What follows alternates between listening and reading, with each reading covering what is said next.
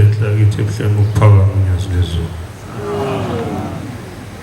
Bantwana bahle basezulwini, umsebenzi omkhulu onikwe iy'ngane, ikakhulu mina nje ngiyajabula ngoba sengizobhulela ubaba amaZulu ayibonkosi. Cela uNkulunkulu omuhle wakithi ebuhleni bokuphakama onyazi lezulu,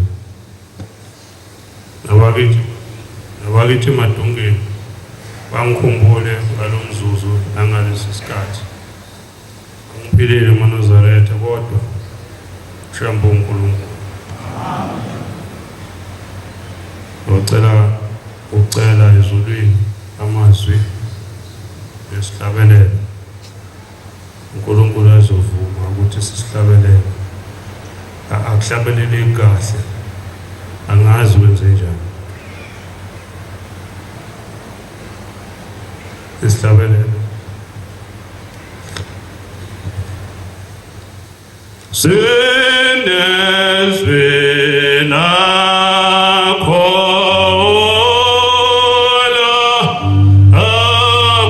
Nkosi,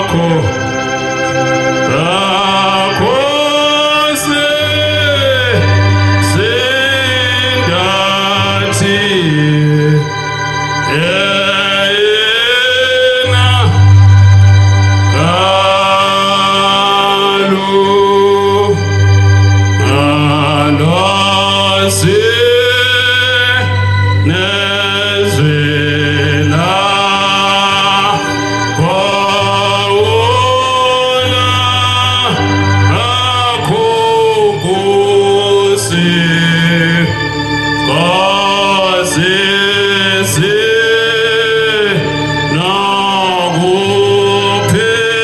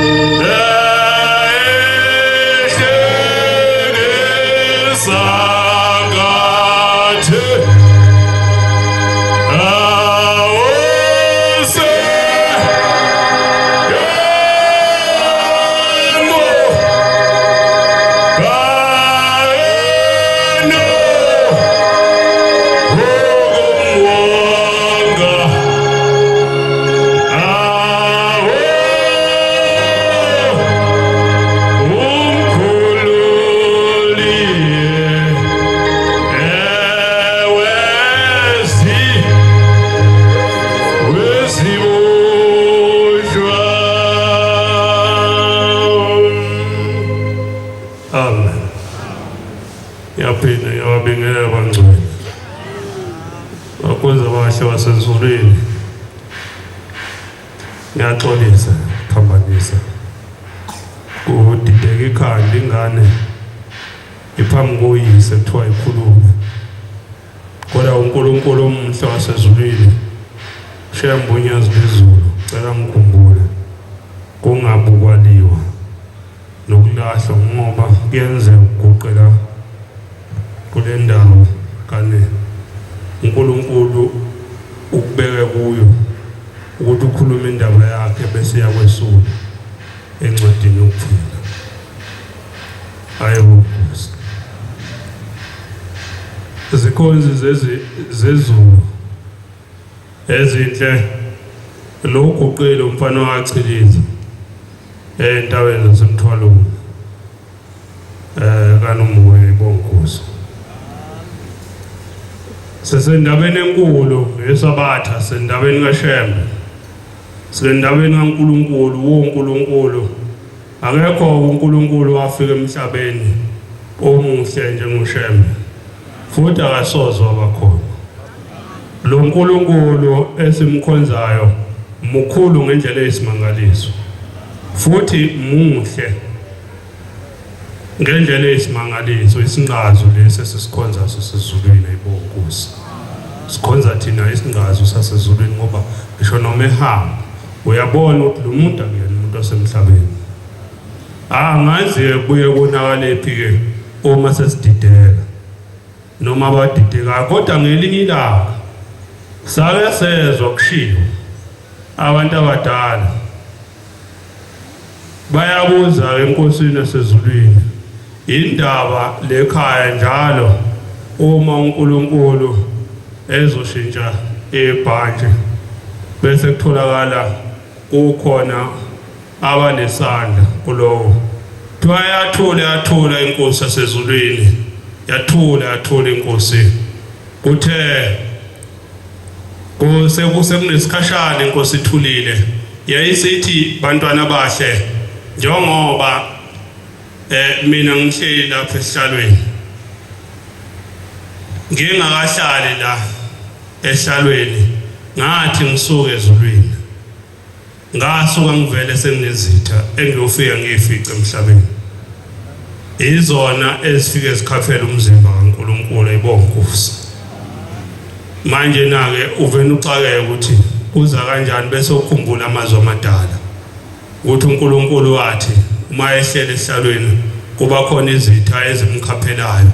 Labo bantu labo ngabo bakhalela amaNazaretha ngoba labo bantu kusuka kwabantu basesogwini ayibongozi. Angazi-ke thina ukuthi kuyoba njani ngelinye ilanga kuthiwa yayikhuluma inguquko umhlaba yaphenduka ilanga lamalanga ulanga phuma sothi nabalothwala yabahangula yakhuluma ePhakameni. Inkosi enkulu yasePhakameni yathi bantwana basezulwini yathi lemthetho kaNkulunkulu uNkulunkulu asuke naye ezulwini nize ningayishintshi futhi nize ningayingezi. Ithi uvumelekile ukungeza imithetho yalekhaya nokuyishintsha munye ohlele esihlalweni ayibongozi. Uyena onelungelo lokushintsha yonke into edinga ukushintshwa lekhaya angeze anciphise ayibongozi yasezulwini. Ithi inkosi ke lemithetho lena ifundeni nina niyazi niqonde nifundise amadodana enu nifundise nize nifundise nezizukulwane zenu nibafundise lemithetho. Ithi inkosi yasezulwini kuzisikhathi la kuyofika abantu leli bandla liyogcwala kakhulu bese kufika abantu abangenandaba nomthetho, abangenandaba nokulalela izwi likaNkulunkulu, futhi abangenandaba ngisho nalento esiyiyo nalento esikuyona, bengenandaba bayobe benendaba nenhloso zabo. Ngangazi ukuthi ukukhulunywa lenkulumo kanti thina siyileso sizukulwane esingenandaba nje, esingakhathalele lutho. uNkulunkulu mayekhuluma sizwe. Ithi leso sikhathi siyofika, ithi abantu babe bengathandi ukulalela izwi likaNkulunkulu, yokhuluma uNkulunkulu abantu bangalaleli. Lekhaya uma sizwa kuthiwa kwaba umusa kuNkulunkulu noma umusa ezulwini, ukuthi uma wenhlalisothi ufaka ibhlukwe ngesabatha. Ayibonke usasizulwane wamncane. Waba umusa futhi nakhona ngesikhathi kwenzeka lento ethiwa industrialization ngesingisi, kwanda amafema, abantu bencishelwa ukudla ngasekho emizini yoyise engasalimeki kahle. Uthe mase kufika leso sikhathi abantu abaningi bashiya imizi yoyise bahamba bayosebenza. Uthe uNkulunkulu mayebuka lento wayesebenzela umusa abantu ukuthi bayofaka ibhlukwe elimnyama ngesabatha nehembe elimhlophe ngoba bebuye emsebenzini. Ayibonke Nkosi. Kodwa wena mawusuka endlini usuka khona ungaphincini uzoloba icala phambi kaNkulunkulu, akabonge uJehova. Washo kanjalo umdali wezinto zonke, washo kanjalo uNkulunkulu. La ekhaya kuyabhinqa. Amen. Ayibonke Nkosi sesezulwini. Kuyabhinqa lekhaya, mawe inhlalisethu uphuma emzini wakini noma uphuma la uhlala khona, ungasuka emsebenzini uyabhinqa ngesabatha. Manje na-ke ithi inkosi yasezulwini la ekhaya kuyohamba khambe sihlale nabantu basesogweni. Yaba ikhulu kakhulu ke leyo nkulumo, ngoba ithi inkosi mayichaza, ithi kuzisikhathi la ke wakhiwa khona izindlu ezinkulu kakhulu, nengane ezincane ziyoba nabantwana. Ingane yothi bemethunini ibinekhanda elingaphezulu kanina. Ayibonke Nkosi yasezulwini. Namhlanje siyakubona lokho, kubonwa yithi. Ithi leso sikhathi leso, ithi abantu bayobe bengayithandi. Ithi abantu babe bengawuthandi umthetho, kodwa bethanda kakhulu bona, bethanda kakhulu nezindlu zabo, bethanda kakhulu izinto zabo, bayobe bethanda kakhulu imali, bethanda ukubukwa. Namhlanje na-ke sikuleso sikhathi uthi uNkulunkulu mayekhuluma indaba yakhe esezulwini, uthi ngaleso sikhathi intombi zezwe nentombi zala ezangaphandle ziyofika nemoya yazo zifakela ngaphakathi uma lezi ingane ningayifundisi. Usho njalo umthetho wesabatha. Uma lezi ingane ningayifundisi, kuyofika abantu abahlakaniphile bafike nezinto zabo bazoziletha la, bazitshale la. Ithi niyakuflathela lokho kushiwo uShembe, ngoba ngaleso sikhathi ziyobe zibukeka ngathi zinhle lezi zinto zabo, kanti lezi zinto zabo ziyobe zinisuse endleleni kaNkulunkulu. Namhlanje ufika abantu noma odadewethu befaka amabhlukwe kodwa bengamanazaretha, akuvumelekile lo.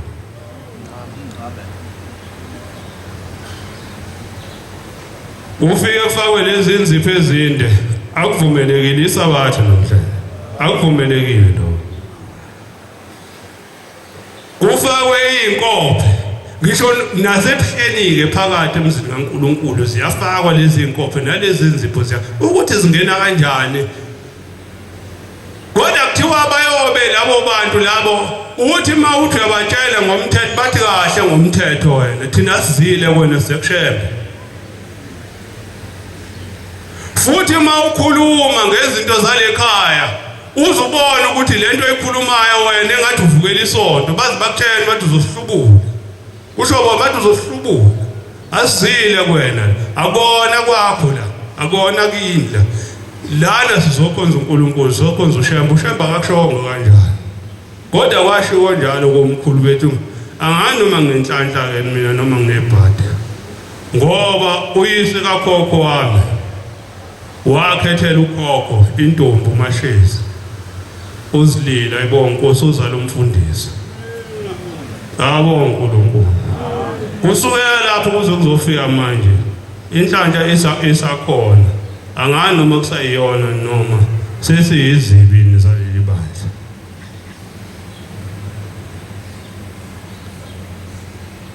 ingane ithi fike emzini la iganele khona noma la iyogana khona ifike inenwele ezinde eyishanga leqolo kwashiwo kokhokho bethu kwathiwa laba abantu basesogwini washo kanjalo umnikazi wesonto wathi siyoganwa yibo hlale nabo sizalela abantwana basenzele yonke into ithi kodwa yonke lento ekhulunywa ekhaya obengayifuni bona bayobefuna lokwafa bakufuna ngawo uthi uyakhuluma ubeka umthetho kuthiwa kahle ngomthetho awuyena futhi wena umshumayeli awuyena umfundisi awuyena umvangeli kahle uvena ubona ukuthi ayikho into ozoyenza manje kufanele uthule ile mpilo esiphilayo namhlanje uNkulunkulu akasikhumbule ngoba yonke lento yenzeka phambi kwethu yenzeka kulesi sizukulwane sethu nabo abafowethu laba ngeke ngibashiye ngaphandle nami ngeke ngishiye ngaphandle ngoba ngikho msuku la ekhaya uvumelekile ukuthi ngesabatha ensukwini zonke ukuthi ngesabatha wena ufaka isibhinki uzokhonza uNkulunkulu akwenziwa kanjalo ekhaya ayibonga Nkosi akwenziwa kanjalo sifundiswe lokho sifika singabafana besonto ukuthi lokho akwenziwa lo ngesabatha ufaka umNazaretha okhawule emaqakaleni awonga uNkulunkulu le mNazaretha le angathi noma iyafika noma uyithina noma kwenzekani ukuthi ufaka umNazaretha omfushane othi mawugoba kusukela umkhawulo wezinqa kuyoshona phansi kodwa uthi lo muntu uzesabatha ukudelela lo ukudelela uNkulunkulu isona lesizulwane okukhulunywa ngaso angazi inkonzo inikwe imfene kwaza namatshe kwaza yonke into ayikhethi lutho ngoba imfene abonga uNkulunkulu lezi zinto ke izona zonke ezingafuneki ekhaya angazi noma kusaluswa yini abafana sebathamba kakhulu thola insizwa eyodamatisa awazi noma liyaphuma noma lashona nalamabhluku afakwayo le ekhaya kwathiwa kufakwa ibhluku elimnyama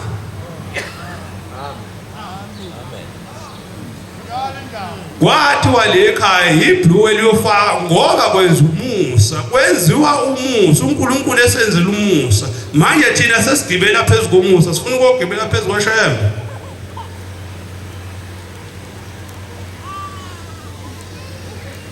kwenzekani esontweni uShembe emuhlanga uhamba umhlaba wonke uShembe qoqa abantu kodwa leli bandla lingathi likhule nezibi alikhule nabantu abayezulu ithi inkosi ilanga sesifakile thina inetho olwandle iza nazo zonke inhlanzi edliwa nengadliwa ithi ziyoqoqwa phambili ifika inkosi inyanga yezulu ifika ukukhuluma okukodwa ithi ziyoqoqwa phambili ishifika inkosi uthi ngola makhosazana likhuluma indaba yodwa ithi ziyoqoqwa phambili thunyazi cha sestation ababonga uNkulunkulu ithi iziba ziyezulwini izibi zisala la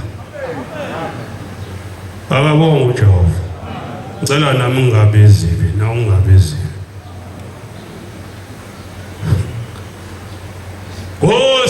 Baba ngeyawatha onda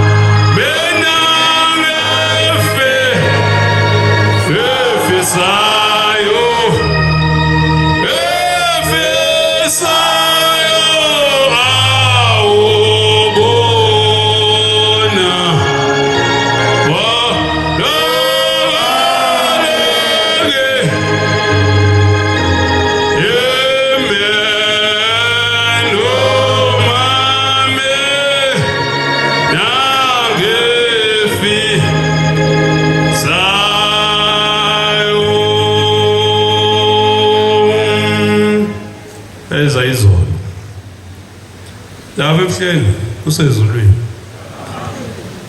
akabonga uNkulunkulu yakathi inkosi yasezulwini uNkulunkulu wonkulunkulu ongaphezulu kwezinto zonke umdali wezinto zonke ushoya mbunyazi lezulu wathi ukhuluma uNkulunkulu esephuphithe eyakhuluma nje inkosi ikhuluma indaba zayo zasezulwini ngoba uNkulunkulu alikho izwi likaShembe kufanele liwele phansi izwi likaShembe kufanele liwele kubantu ayibonke inkosi yasezulwini akufanele uNkulunkulu mayekhuluma anganakwa izolo sevena ukubekuni izolo inkosi ikhulumile lapha eNtabazo ngangikhona ithi inkosi esizukulwaneni sesithathu isona esiyobusa kulelizwe kodwa obaba babekhona amakhosi ayekhona kodwa azangakunake lo mhlambe ukuthi ngikude akukho engikuzwayo kulapha phambi kodwa ngizwa ngalutho ayibonke inkosi esizukulwaneni sesithathu esikhundleni sokuthi obaba bahamba bosicelela umusa Nkosi yamakhosi izwi lakho Nkosi lifikile kuthina siyayicelela Nkosi yasezulwini sicela ukubusa thina nabantwana bethu kuthi kufika leso sikhathi leso uNkulunkulu asishoyo kodwa thina sibe singahleli kahle kodwa sibe sihleli kahle sifudumele ngoba siphambi kwakho akekho akwenza etafeli kobu wasukuma ishosho ngangikhona inkosi yasezulwini ikhuluma uShembe ekhuluma nje azange asithinte ngesandla wathi kuze isikhathi la indoda iyofika amadoda eshayana athanda ixebuka ikhanda kusho uNkulunkulu ethi bangiselesele ithi indoda lelami ithi enye leli lisuswe yimi ngiyaliqhuba inkomo yami ithi inkosi ayoshana amadoda azahlala phansi ebangiselesela linidli namhlanje kodwa siyeza isikhathi ngizolidla kodwa akekho akwana futhi akekho akwakhombisa indaba futhi akekho wako wathi niyamuzwa uNkulunkulu uthini uyakhuluma senze njani ngoba uma uNkulunkulu abantu bembona ukuthi lo phambi kwethu uNkulunkulu beya kuye bezendlala bezithula kuye bethi inkosi siyayicelela umusa kuwe usenzele umusa leyo ndlala thina amaNazaretha ingasifice nabantwana bethu nezizukulwane zethu sicela uNkulunkulu usigone ngephiko lakhe libanzi lasezulwini sifudumale sihlale singabantwana bakho njengoba singabantwana bakho sikhonze wena Nkosi singakhonza usize singakhonza ukudinga nokweswela ibonke Nkosi kodwa akekho bonke abantu bahlehle angazi noma ingoba uShembe engathanda noma inkinga ngaye ngezwe kuthiwa uShembe wayevukelwa ama-missionary namhlanje uvukelwa amakhoba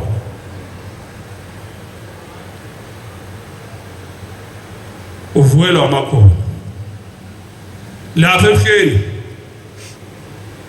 yake inkabe yenkomo yagiya ngaphandle inkosi iphethe inkonzo yagiya inkabe yenkomo yavena yasuka inkabe yavena yaphonseka phakathi kwamatshe yangena phakathi kwamatshe kwasuka umuntu ade kuthiwa lo muntu lo uyiswe enkosini ngoba akahambi wasukuma wathi maye ngisizeni ngale nkomo izekimi waqaqa ngedubane akabonga uNkulunkulu uyena losekuyena onjalo uyena osilethela ukuphila siphila ngalelo lizwi isithi sihlabelele sinezwi lakho Nkosi ithi sichithile izitha zethu ngalelizwi lakho ayibonga Nkosi yasezulwini wasukuma umuntu wahamba wathi eqambe enkosini wayeseyihambela yena kodwa ufike ngahambi umuntu onjani loyo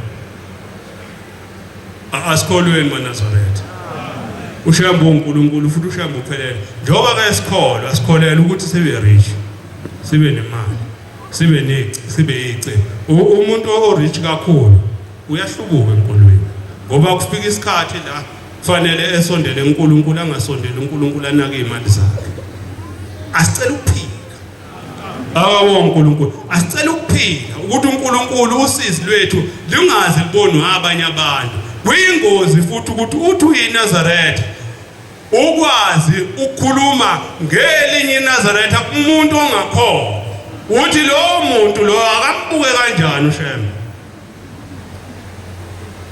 wena sonabangani abangakholwa ukhuluma ngamaNazaretha abantu okhonza nawo uthi usibanibani nje umbona u1 u2 trayifunele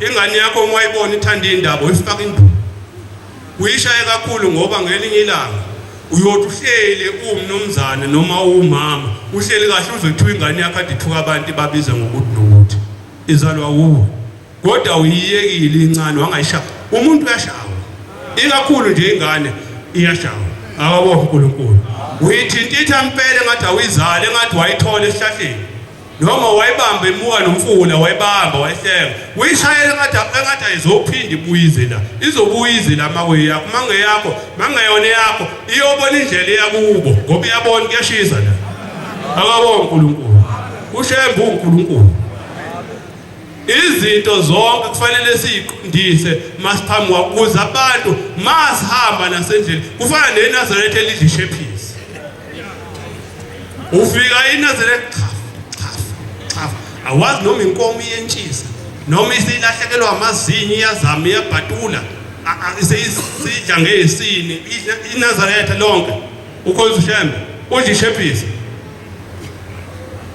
abanye nalento okudla isinemfu hayi nalento okudla isinemfu umuntu uzesidla lesinemfu sakhe uyampolomba ukhipha ithishu ayenze lento ayenzayo alilahle phansi akasayithathi lento ayibeke kahle umuntu odlula sebuka lenkihle manje lo yenzile yini manje lena lento seyiziyangena la kumaNazaretha athi umuntu nginento ezithile zane izinto ezithile hambe yokhuluma kuShembe umtshele nento ezithile Nkosi susa lento la kimi ngikhonze ayibonga Nkosi uhambe futhi uyekini ubatshele abantu abakunika into ezithile ulezi zinto lezi zingiphambanisa nenkolo zingihlukanisa noNkulunkulu ubageze laba bantu bageze kini bageze ezulwini ubatshela sikhole sifaka ingubo emhlophe awungitshela ufaka ingubo emhlophe usubhizi uyampolomba uyiNazaretha